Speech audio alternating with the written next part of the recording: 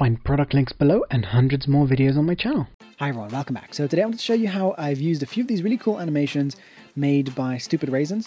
It's a couple of sets called Data Pop. There's a free one and a paid one that I got from fxfactory.com. And I'd recommend getting both because the free one actually has some slightly different ones than the paid one. For the kind of stuff that I do, it's actually really cool, really useful. So I'm going to actually show you a few examples, and I will have links below to the full videos created with this.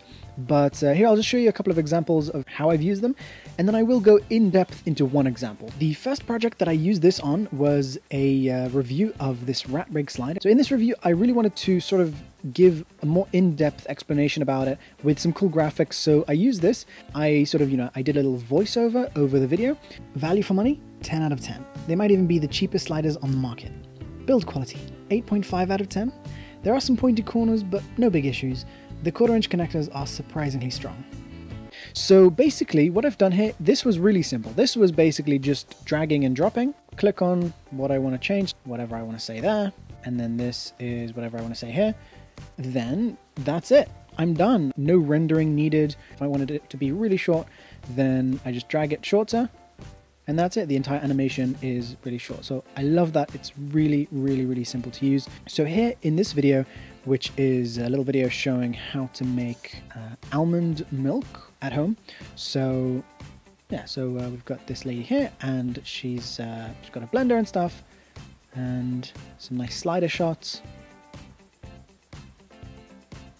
So over here in the section about blending, I didn't want to just leave the blender running, just a minute of video showing a blender spinning. So as you can see, it's not playing back very smoothly right now, but that's because there's several layers here and, some effects and stuff, and because I'm recording a video right now.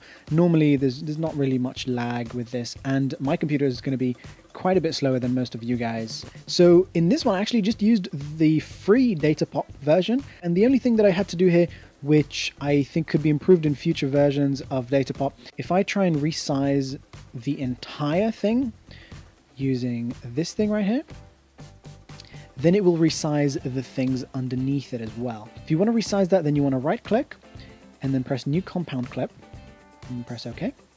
Double click on that, which will take you inside that compound clip, and then you can resize it, and then it won't affect the layers underneath. So now if I wanted to, I could resize this, and then I'd go back, and then it would be resized, but everything underneath it, which is this, that would remain the same size as before. So let's take a look at how I created this little guy right here. So let's play this and see what it's like. So this is the end of the video. Now the animation that you see underneath it, this is just one that I bought from VideoHive. VideoHive and the other Envato websites, they have loads of really nice animations and audio and things like that for a really low cost. And you don't have to buy them in big packages. You just pay, sort of one off at a time. And, they go from about $1 to about $20, depending on what you want to buy. What I've done is, first of all, I chose the one that was suitable. So, for example, here there's a couple of different weld statistics. So I chose this one. And so I'm just going to drag it over to here so I can work on a new one. So I'm going to copy over the background by pressing Alt and then dragging it over here. So I'm going to place my Data Pop animation above that. Resize it just by dragging it. That's basically, almost ready to go. Double click these things. Here I'm just going to do a few examples. I'm not going to go through the entire process. Now you might want to make sure that this isn't selected right here, because then you can sometimes accidentally move the entire project. It's not really a big issue. If you do, then you can just go to video right here, and you can press the reset button and transform, and that'll bring it back to the original place. And if I double click, then I enter into the text editing mode. If I press escape, then I go back out of that. And then I can drag these things around, and most of the Data Pop animations are very much simple, like this one here is. Once again here, I'm going to change the text. Now in this video tab, what I can do is make changes to this just as if it's a normal video. So I can change the color, or, things like that, if I wanted to crop some of it, etc. We're not going to worry about this too much for now. Under the title tab, you have all your options for working with this. And then you also have the text tab, which will come up automatically when you click one of the text things. Make sure this is selected. I'm going to start over here at the bottom, and first of all, I'm going to make this transparent so now we can see our background. So for example, I resize this a little bit. Next up, I'm going to go up here. I can select if I want the beginning animation on or off and the end animation on or off. It sort of does all this animated stuff. And at the end, it just fades out. I'm going to leave those on. I really like those. We have some different styles here that we can actually go with. So here we have a countries version. We can say that we want Japan only. Or we can say, and actually I'm going to disable this for a second so you can see this a little better. So I'm going to press V to disable that. Or we can go with the USA or World 2.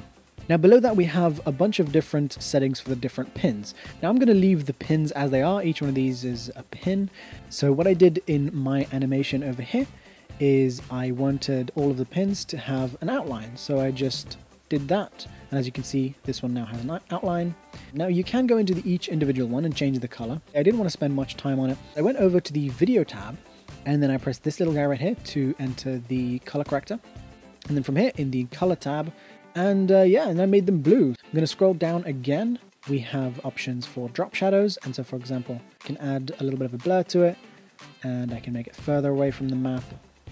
We can add a custom map here, which I haven't tried to do. Basically, you just want to drag and drop an image onto that.